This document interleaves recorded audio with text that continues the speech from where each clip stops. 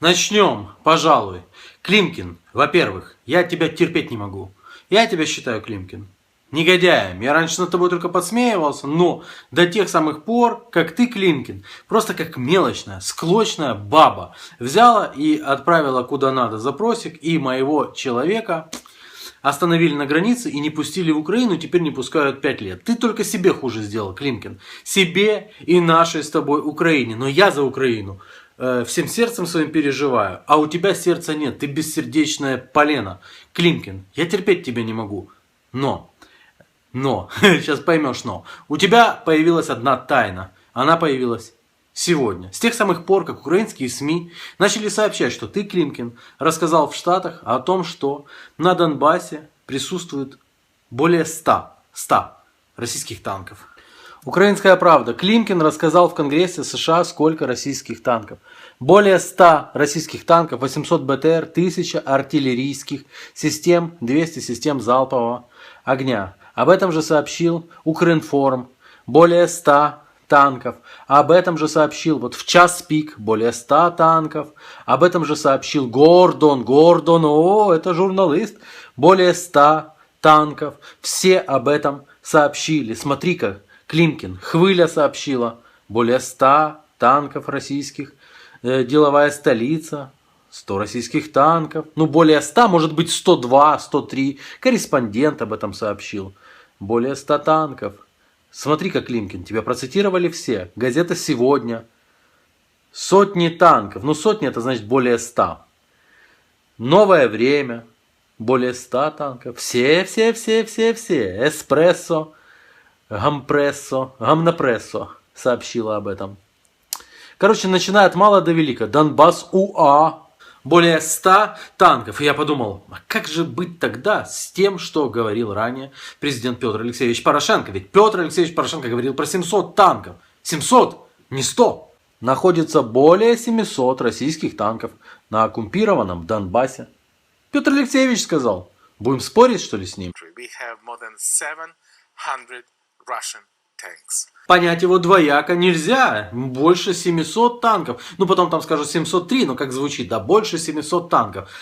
Когда он встречался с президентом Литвы, он сказал, что всего этого вооружения и танков, и систем залпового огня, и всего-всего-всего больше, чем у Бундесвера на Донбассе сосредоточено. Я проверял. По танкам, ну, если учитывать, что их 700, то может быть даже и так, да. На сьогоднішній день я стверджую про те, що кількість танків, кількість артилерійських систем, кількість систем залпового вогню на окупованій території лише на сході нашої держави більше, ніж на всьому озброєнні німецького Бундесверу.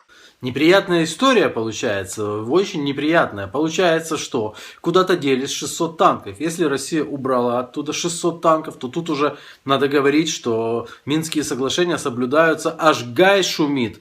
Куда делись 600? Или их всех подорвали, эти 600 танков, но тогда украинская армия на самом деле должна становиться первой уже не в Европе, а во всем мироздании, включая близлежащие планеты Солнечной системы.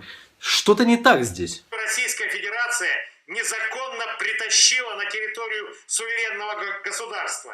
А это почти 700 танков. Полковник Федичев еще когда был жив подтверждал 700 танков.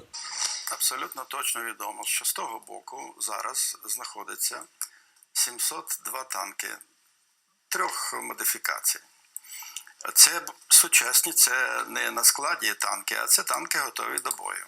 Марчук говорил, в общем, дело запахло международным скандалом, как минимум новостью международного уровня, которая должна сейчас появиться во всех мировых СМИ. 600 танков Россия отвела. Россия отвела 600 танков. Климкин, по сути, сказал, Россия, посмотрите, как миротворцем просто стала. Убирает 600 танков. Вау! Но зашел я на сайт Министерства иностранных дел и прочел стенограмму его выступления, Климкина. Оказалось, вот здесь более 400 танков. Вот 730 артиллерийских систем, 730, а не 1000, 400, а не 100. Что-то очень все мутно. Или у Климкина есть какая-то особая тайна, или, как говорится, одно из двух. И я начал рыть. Дорылся я до Радио Свобода. Вот перевод Радио Свобода. Присутність військових до кількох тисяч постійних російських військових десятків тисяч бойовиків, величезна кількість танків. Климкин произносит, четко произносит, более 400 танков. Радио «Свобода» переводит. Величезна кількість танків. По сути, они уже как индейцы, знаете, какие-то древние. 1, 2 и много. Короче, вот, величезна кількість. Но откуда же взялась вот эта информация про 100 танков? Информация, которую понесли все украинские СМИ. Да вот откуда. Было 2 переводчика. Один был мужчина, вторая была женщина. И женщина, по всей видимости, в канун светлого праздника 8 марта просто задумалась о чем-то и перевела. 1200 солдатів регулярних військ, більше 100 танків та 800 БТРів. Зараз в Україні до 1000 артилерійських систем і більше 200. Ну вот и все. Тайна исчезновения танков раскрыто. Климкин ни в чем не виноват. Показывается, это украинские СМИ просто-напросто понесли информацию только лишь из-за того, что им стало лень перепроверять. Один кто-то понес вот этот неправильный перевод, больше 100 танков, и подхватили все. Для чего проверять информагентству Укринформ? Для чего проверять Украинской правде? Для чего проверять всем остальным новым временам и так далее? Зачем? Кто-то перевел, а мы понесли. Так надо было понести вот так вот, как Радио Свобода перенесло. Величезна кількість, да и все. Величезна кількість танків. Миллионы. Но при этом эти СМИ заявляют, что они являются СМИ и заявляют о том, что кто-то другой СМИ не является. Смотрите, теперь небольшое отступление. Конечно же, все вы помните мой материал по сепаратистскому скандалу в школе. Да, в 2 словах. Там барышня написала на маму другого ученика заявление в СБУ за то, что та отказалась сдавать. Ну, вы смотрели.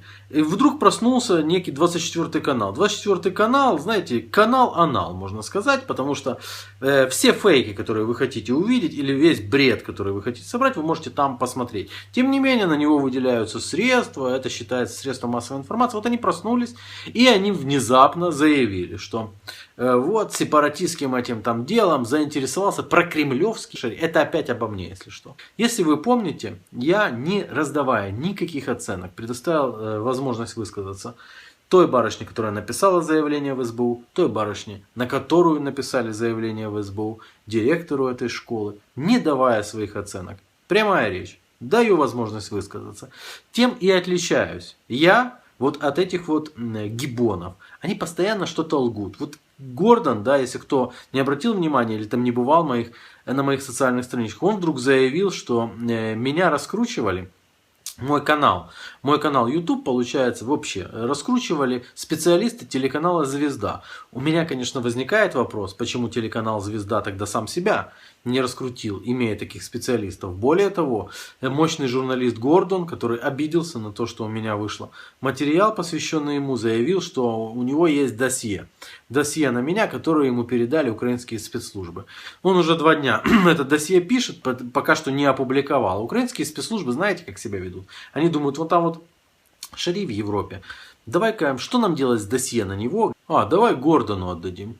Давай. Люди начали писать, ты придурок, ты что, типа, совсем с ума сошел такое плести? Вот пока он это пишет, я могу сказать одно. Вот вы все вот такие вот гордоны. Вы все вот такие вот гордоны. Я имею в виду вот эти вот СМИ.